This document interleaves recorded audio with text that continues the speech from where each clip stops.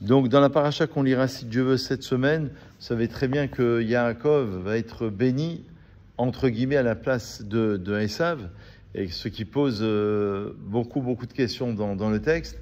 Donc, on va passer par des ruses pour obtenir les bénédictions. Donc, à un moment donné, quand Yitzhak, donc c'est Yitzhak qui bénit Yaakov, il va lui dire « Approche, je t'en prie, et embrasse-moi mon fils ». Il s'approcha et l'embrassa. Il sentit le parfum de ses vêtements et il le bénit. Donc il a senti le parfum de ses vêtements.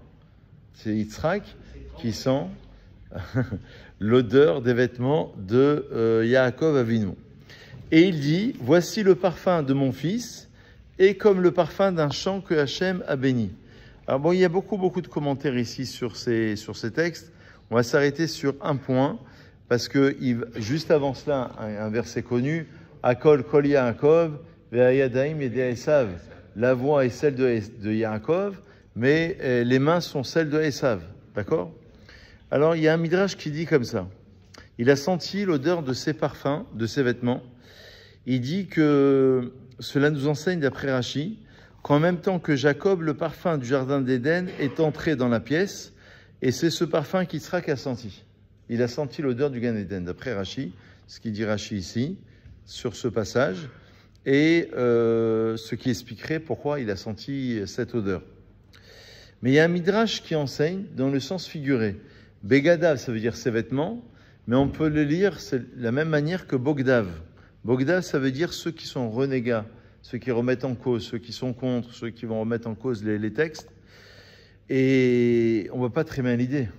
Begadav, les vêtements, il a senti l'odeur de ses vêtements, mais là, dans le sens figuré, ça veut dire de ceux qui vont se rebeller, ceux qui vont se... Alors, la Gemara cite, en vérité, deux exemples, de Yakum Ish Serorot et de Yosef Meshita. Deux exemples qui sont cités dans la Gemara. Qui étaient ces personnages? Alors, pour le dire rapidement, Yosef Meshita, il a vécu à l'époque du deuxième Beth Amikdash. Précisément, lorsque le Beth Amikdash a été détruit, le deuxième, n'est-ce pas, par les Romains. Il faut savoir que les Romains, ils savaient qu'il y avait le Beth Amikdash, le temple, et ils hésitaient à rentrer à l'intérieur du temple parce qu'ils se sont dit, il y a peut-être des choses, et des choses extraordinaires, ils avaient un peu peur. Alors ils ont trouvé un juif qui était devenu renégat, et ce juif s'appelait Yosef Meshita. Et Yosef Meshita, ils lui ont dit, écoute, tu vas rentrer dans le temple, tu vas sortir un objet sacré, un objet de culte important, et on te récompensera. Alors lui, comme il avait un peu renié la tradition et tout, normalement on ne peut pas rentrer dans le temple en étant impur, il y a des conditions, n'importe qui ne peut pas rentrer à n'importe quel moment. Là en plus le temple était détruit, etc. Donc c'était des conditions un peu particulières. Il est quand même rentré, et il est sorti avec la menorah.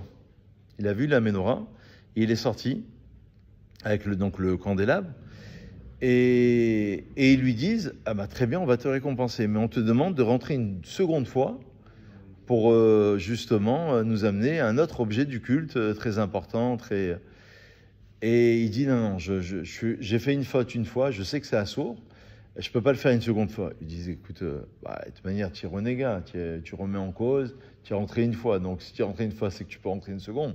Il n'y a rien qui va t'arriver. Si tu refuses, on te tue. » Ils disent, écoutez, moi, je peux pas... J'ai fait une faute une fois, mais je ne suis pas prêt à la refaire une seconde fois. Et donc, il le tue. Voilà comment la Gemara est conclue. Alors, justement, les commentateurs, ils disent... Alors, les commentateurs, ils disent, comment ça se fait, Rabbi Shmuel?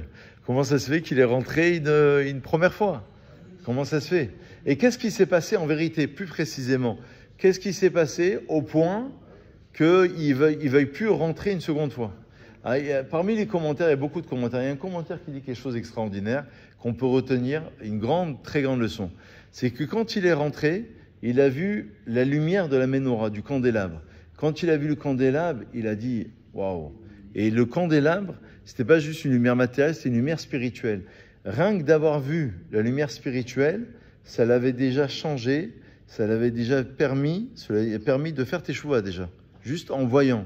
Vous savez, des fois vous assistez, pour actualiser un peu ces propos, vous n'êtes pas forcément convaincu d'une chose, vous assistez à un événement, une histoire, vous rencontrez quelqu'un, et ce quelqu'un, ce mot-là, cet événement-là, cette histoire-là, elle va vous toucher. On ne sait pas pourquoi. Des fois, on est touché en mettant les tefilines, en assistant à quelque chose à la synagogue. On ne sait pas qu'est-ce qui va se passer exactement. Et depuis ce moment-là, eh ben, on va commencer à changer, à faire ce qu'on appelle teshuva, se repentir. C'est ce qui s'est passé avec Yosef Meshita. Il y a une autre histoire sur Yaakov Mishsevorot, on la rencontrera si tu veux une autre fois.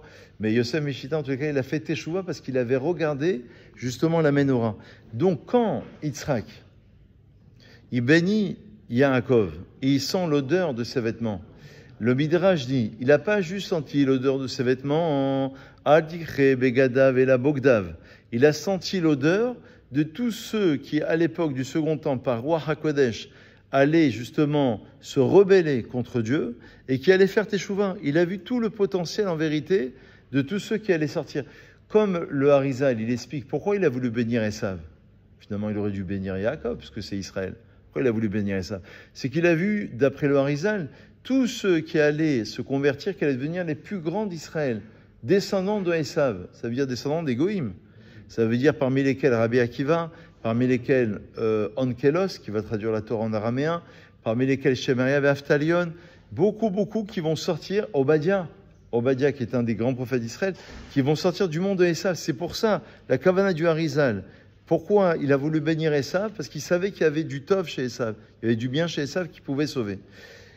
Et quand il a béni Yaakov, il a vu tous ceux qui allaient sortir. Regardez bien ce qu'il dit ici. Il dit que Yitzhak a donc perçu dans le fils qui se tenait devant lui, donc Yitzhak devant Yaakov devant Yitzhak, une sainteté si grande que ces renégats eux-mêmes seraient des personnages exemplaires. Même ceux qui sont renégats, Bogdav, cela a rempli Yitzhak d'une joie telle que la Shrina a reposé sur lui.